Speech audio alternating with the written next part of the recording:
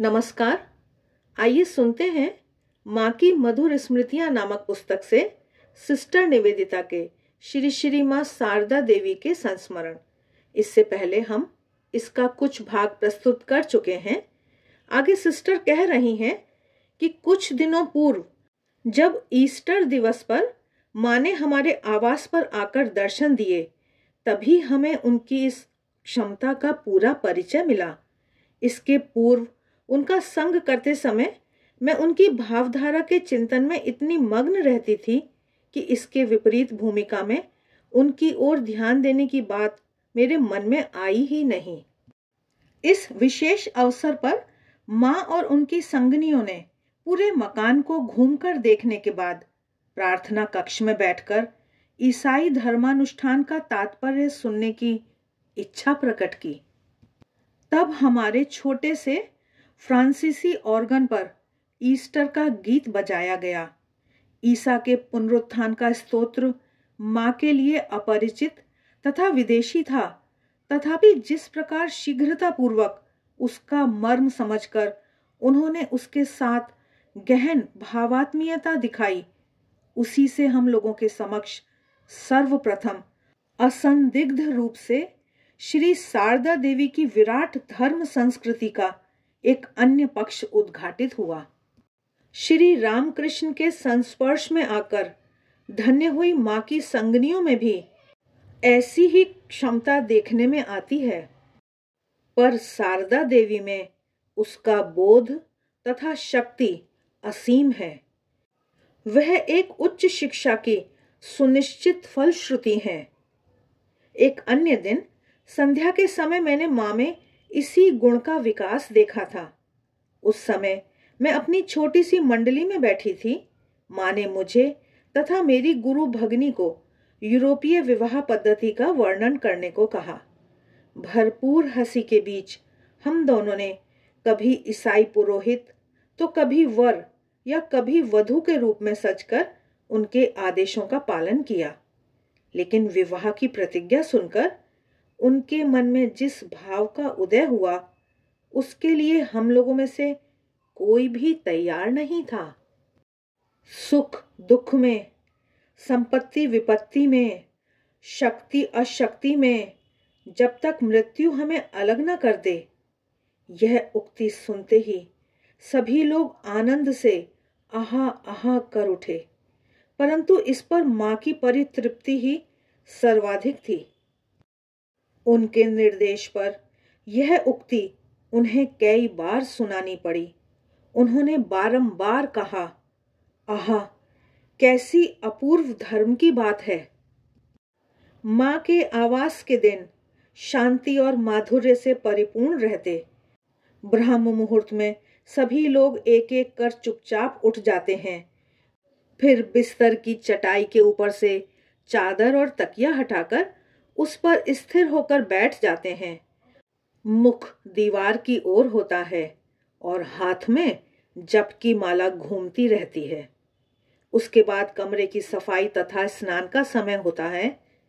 विशेष पर्व के दिन माँ अपनी किसी संगिनी के साथ पालकी में बैठकर गंगा स्नान को जाती हैं। उसके पूर्व तक वे रामायण पढ़ती हैं। उसके बाद माँ अपने कमरे में पूजा करने बैठती हैं। कम आयु की महिलाएं दीप जलाती हैं, धूप धूना देती हैं, गंगा जल, फूल तथा पूजा की सामग्री की व्यवस्था करती हैं। उसी समय सभी आकर नैवेद्य तैयार करने में मदद करते हैं। इसके बाद दोपहर के भोजन तथा अपराह्न के विश्राम का समय होता है। संध्या होते ही सेविका लालटेन जलाकर हम लोगों के वार्तालाप के बीच में आकर खड़ी हो जाती है।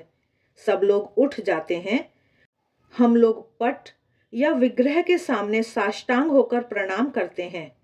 गोपाल की माँ और श्री माँ की पद धूलि लेते हैं या फिर आज्ञाकारी बालिका के समान माँ के साथ छत पर जाते हैं, अथवा जहाँ तुलसी के पौधे के नीचे दीप जलाया गया है वहीं जाकर बैठती हैं।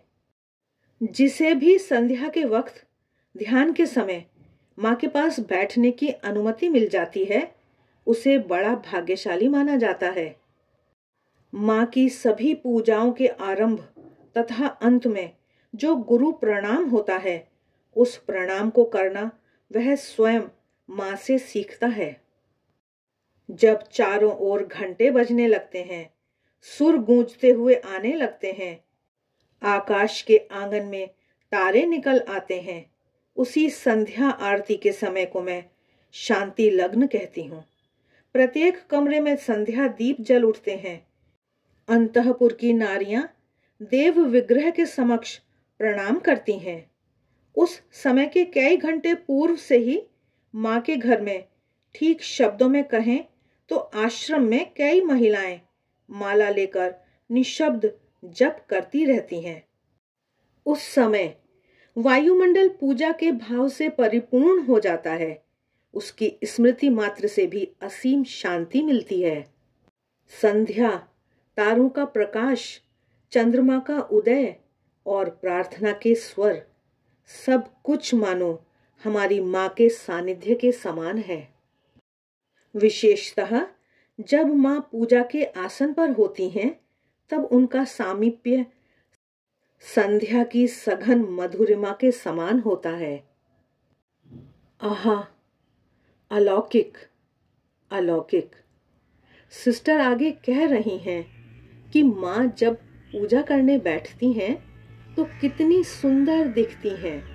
उसी क्षण मैं उनको सर्वाधिक पसंद करती हूँ। अनुभूति में माँ परिपूर्ण है। उनकी जो फोटो उतारी गई, उसका तात्पर्य यह है कि अपने जीवन में पहली बार अपने परिवार से बाहर किसी वयस्क पुरुष, कैमरामैन हैरिंगटन की ओर सीधे देखा था, या उस तरह के किसी व्यक्ति ने उनका चेहरा देखा था, परंतु इस कारण उनमें कोई उद्विग्नता नहीं थी, बिंदु मात्र भी नहीं थी। माँ ने मुझसे कहा था, और स्वामी जी के बारे में मुझे जो कल्पना करना अच्छा लगता है, श्री रामकृष्ण ने ठीक वही बात स्वामी जी के बारे में उनसे कही थी। स्वामी जी शिव के साक्षात अवतार हैं और वे अर्थात श्री रामकृष्ण काली के अवतार हैं। सिस्टर निवेदिता आगे बता रही हैं कि माँ के समान प्रेमपूर्ण मुख मैंने कहीं नहीं देखा है। गांव में रहने पर वे दुबली तथा सांवली हो जाती हैं।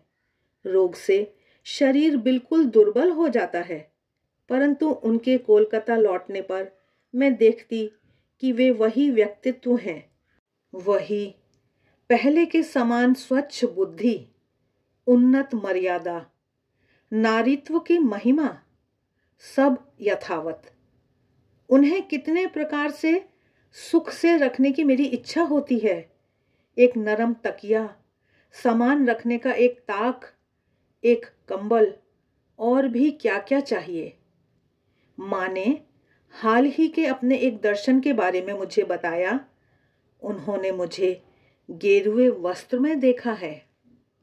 माँ के इस दर्शन का अर्थ है निवेदिता का अंतः संन्यास। स्वामी विवेकानंद जी ने निवेदिता को ब्रह्मचर्य दीक्षा दी थी, इसीलिए वे श्वेत वस्त्र पहनती थीं। आज के लिए बस इतना ही। भगनी निवेदिता के श्री श्री माँ शारदा देवी के संस्मरण का शेष अंश हम अगले भाग में सुनेंगे। मिलते हैं फिर, तब तक देखते रहिए देवाक्षर के वीडियोस। आप सभी के प्यार व सहयोग के लिए बहुत बहुत धन्यवाद।